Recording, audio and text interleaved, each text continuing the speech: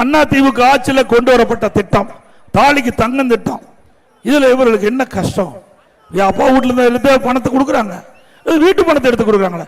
ஏழைகளுக்கு கொண்டு வரப்பட்ட திட்டம் 2011 2021 வரைக்கும் 10 ஆண்டுல 12 லட்சம் குடும்பத்துக்கு அண்ணா திமுக ஆட்சியில் 26,000 50,000 திருமண உதவி திட்டத்தில் ஒரு பவுன் கொடுத்தோம். இன்னைக்கு ஒரு பவுன் 80,000 ரூபாய்க்கு விற்குது.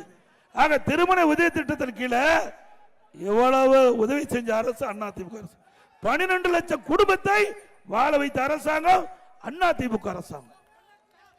மீண்டும் அண்ணா திமுக ஆட்சி வந்த பிறகு ஏழை குடும்பத்தில் பிறந்த பெண்களுக்கு உரிய நேரத்தில் திருமணம் செய்ய வேண்டிய சூழ்நிலையில் அந்த திட்டம் தொடரும், நடைமுறைப்படுத்தப்படும். திருமண உதவி திட்டம், தாலிக்கு தங்கம் வழங்க திட்டம் தொடரும். அது மட்டுமல்ல, இந்த திட்டத்தில் இடம்பெறுகின்ற மணப்பெண்ணுக்கு பட்டு சேலை வழங்கப்படும், மணமகனுக்கு பட்டு வேஷ்டி கொடுக்கப்படும்.